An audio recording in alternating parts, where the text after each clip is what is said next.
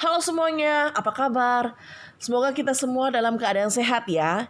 Nah, untuk pertemuan kita kali ini, kita akan membahas tentang masa pemerintahan Republik Batak. Pada tahun 1795, terjadi perubahan di Belanda. Muncullah kelompok yang menamakan dirinya kaum patriot.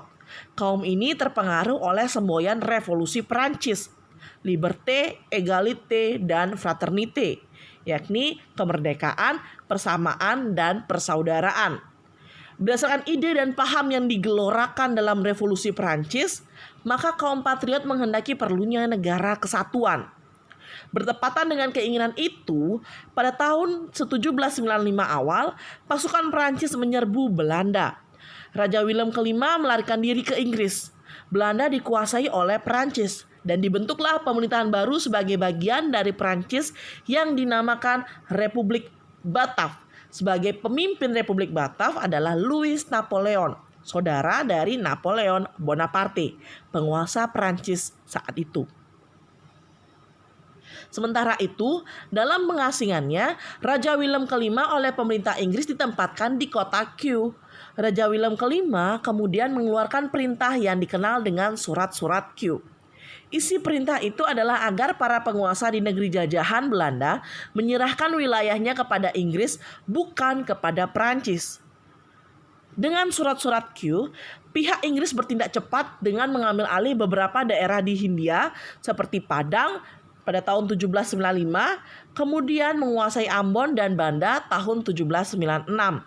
Inggris juga memperkuat armadanya untuk melakukan blokade terhadap Batavia. Sudah barang tentu, pihak Perancis dan Republik Batak juga tidak ingin ketinggalan untuk segera mengambil alih seluruh daerah bekas kekuasaan VOC di Kepulauan Nusantara. Karena Republik Batak ini merupakan vasal dari Perancis, maka kebijakan-kebijakan Republik Batak untuk mengatur pemerintahan di Hindia masih juga terpengaruh oleh Perancis. Kebijakan yang utama bagi Perancis waktu itu adalah memerangi Inggris. Oleh karena itu, untuk mempertahankan Kepulauan Nusantara dari serangan Inggris, diperlukan pemimpin yang kuat. Ditunjuklah seorang muda dari kaum patriot untuk memimpin Hindia, yakni Herman Willem Daendels. Ia dikenal sebagai tokoh muda yang revolusioner.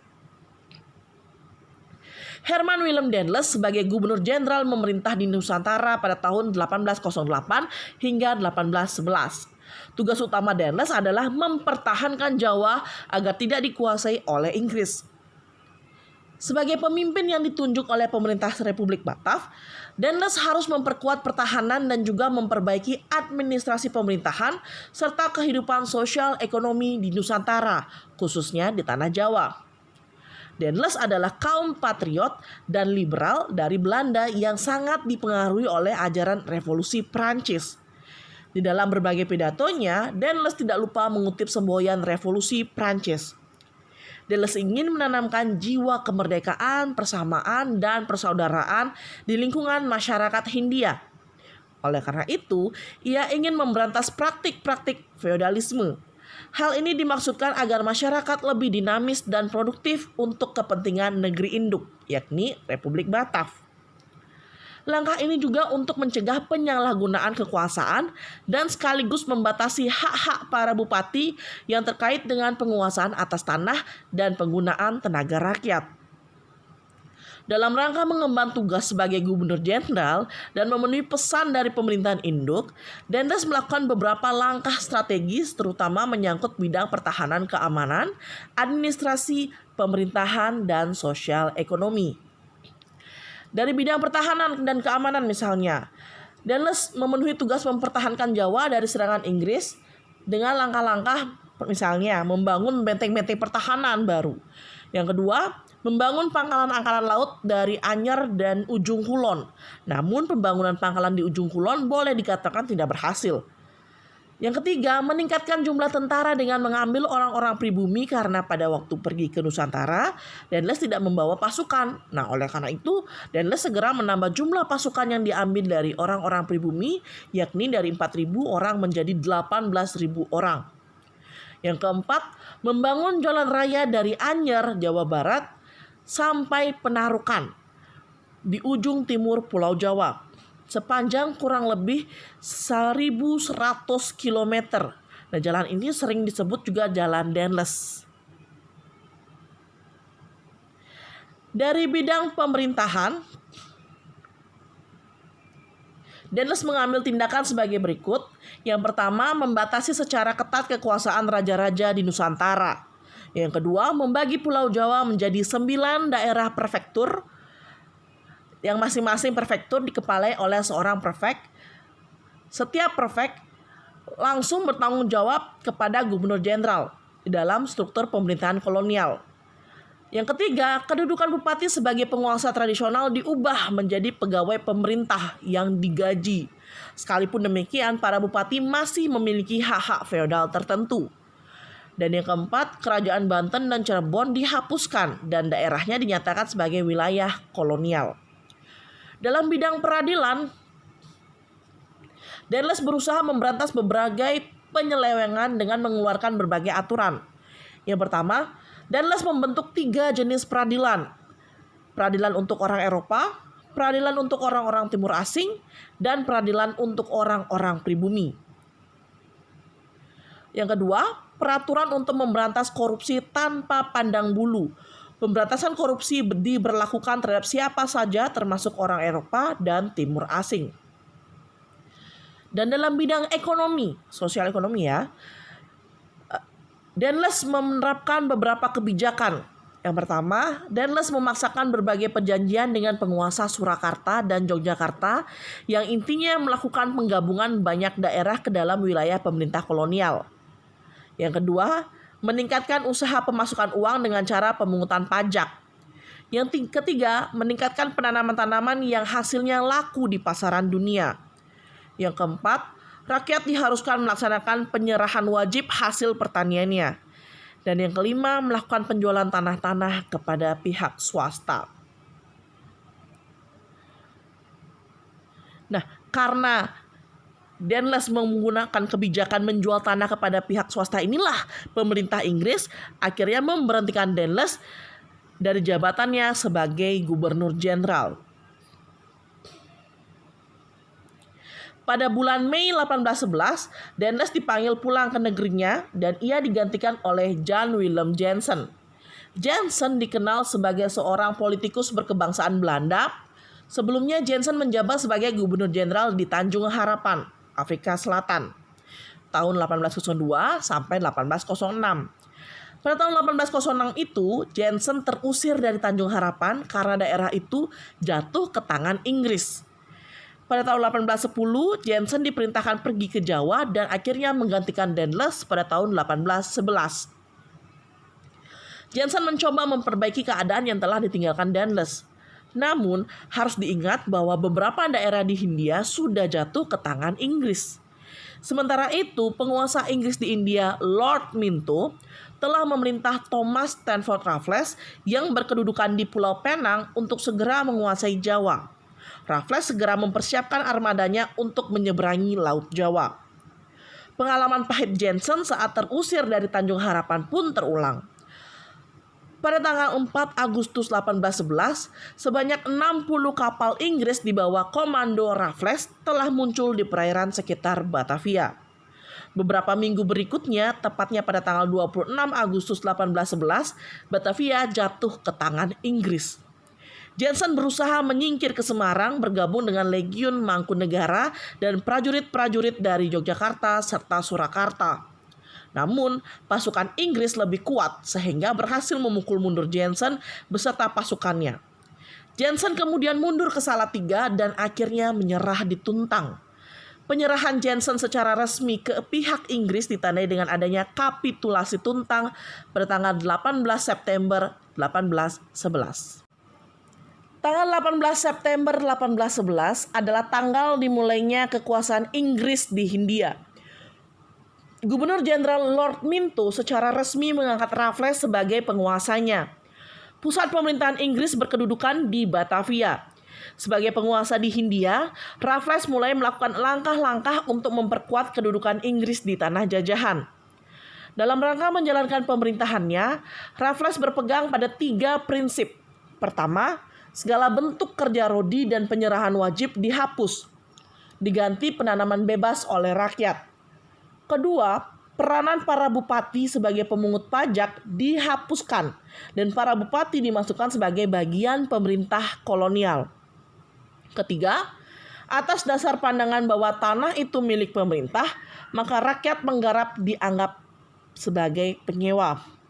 Berangkat dari 3 prinsip itu, Raffles melakukan beberapa langkah baik yang menyangkut bidang politik pemerintahan maupun bidang sosial. Dalam bidang pemerintahan misalnya, Jawa dibagi menjadi 16 keresidenan secara geopolitik. Untuk memperkuat kedudukan dan mempertahankan keberlangsungan kekuasaan Inggris, Raffles mengambil strategi membina hubungan baik dengan para pangeran dan penguasa yang sekiranya membenci Belanda. Strategi ini sekaligus sebagai upaya mempercepat penguasaan Pulau Jawa sebagai basis kekuatan untuk menguasai Kepulauan Nusantara. Dalam bidang ekonomi, Raffles pun mengambil beberapa kebijakan. Yang pertama, pelaksanaan sistem sewa tanah atau pajak tanah atau juga disebut land rent, yang kemudian meletakkan dasar bagi perkembangan sistem perekonomian uang. Yang kedua, penghapusan pajak dan penyerahan wajib hasil bumi. Ketiga, penghapusan kerja rodi dan perbudakan. Yang keempat, penghapusan sistem monopoli.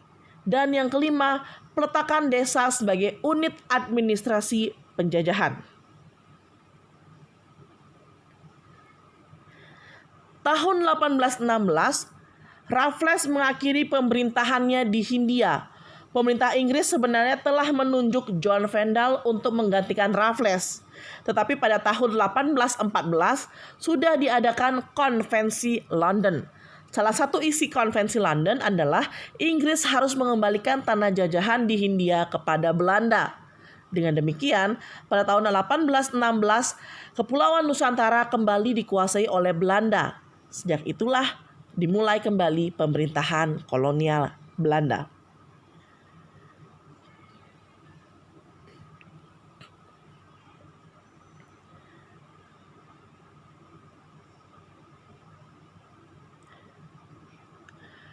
Setelah kembali ke tangan Belanda, tanah Hindia diperintah oleh badan baru yang diberi nama Komisaris Jenderal. Komisaris Jenderal ini dibentuk oleh Pangeran Willem VI untuk terdiri dari 3 orang, yakni Cornelis Theodorus Eloit, Arnold Ardian Baekjes, dan Alexander Gerard Philip Baron van der Capellen. Sebagai rambu-rambu pelaksanaan pemerintahan negeri jajahan, Pangeran Willem ke-6 mengeluarkan Undang-Undang Pemerintahan untuk Negeri Jajahan pada tahun 1815. Salah satu pasal dari undang-undang tersebut menegaskan bahwa pelaksanaan pertanian dilakukan secara bebas. Hal ini menunjukkan bahwa ada relevansi dengan keinginan kaum liberal sebagaimana diusulkan oleh Dirk van Hogendorp. Berbekal ketentuan dalam undang-undang tersebut, ketiga anggota Komisaris Jenderal itu berangkat ke Hindia Belanda.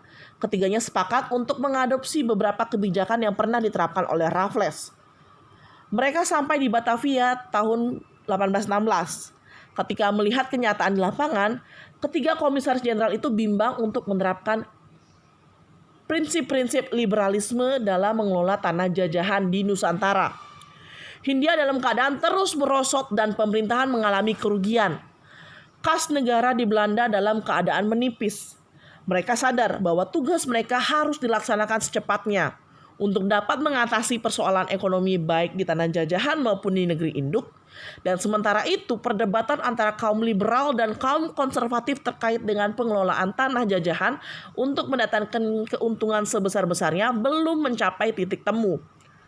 Kaum liberal berkeyakinan bahwa pengelolaan negeri jajahan akan mendatangkan keuntungan yang besar bila diserahkan kepada swasta, dan rakyat diberi kebebasan dalam menanam. Kaum konservatif berpendapat pengelolaan tanah jajahan akan menghasilkan keuntungan apabila langsung ditangani oleh pemerintah dengan pengawasan yang ketat. Pemerintah Belanda terus mencari cara bagaimana untuk mengatasi problem ekonomi. Berbagai pendapat mulai dilontarkan oleh para pemimpin dan tokoh masyarakat. Salah satunya pada tahun 1829, seorang tokoh bernama Johannes van den Bosch mengajukan kepada Raja Belanda usulan yang berkaitan dengan cara melaksanakan politik kolonial Belanda di Hindia. Van den Bosch berpendapat untuk memperbaiki ekonomi di tanah jajahan harus dilakukan penanaman tanaman yang dapat laku dijual di pasaran dunia. Sesuai dengan keadaan di negeri jajahan, maka penanaman dilakukan dengan paksa. Mereka menggunakan konsep daerah jajahan sebagai tempat mengambil keuntungan bagi negeri induk. Konsep Bosch itulah yang kemudian dikenal dengan kulturstelsel, tanam paksa. Dengan cara ini diharapkan perekonomian Belanda dapat dengan cepat pulih dan semakin meningkat. Bahkan dalam salah satu tulisan Van den Bosch membuat satu perkiraan bahwa dengan tanam paksa hasil tanaman ekspor dapat ditingkatkan sebanyak kurang lebih 15-20 juta setiap tahun. Van den Bosch menyatakan bahwa cara paksaan seperti yang pernah dilakukan VOC adalah cara yang terbaik untuk memperoleh tanaman ekspor untuk pasaran Eropa. Dengan membawa dan memperdagangkan hasil tanaman sebanyak-banyaknya ke Eropa, maka akan mendatangkan keuntungan yang lebih besar.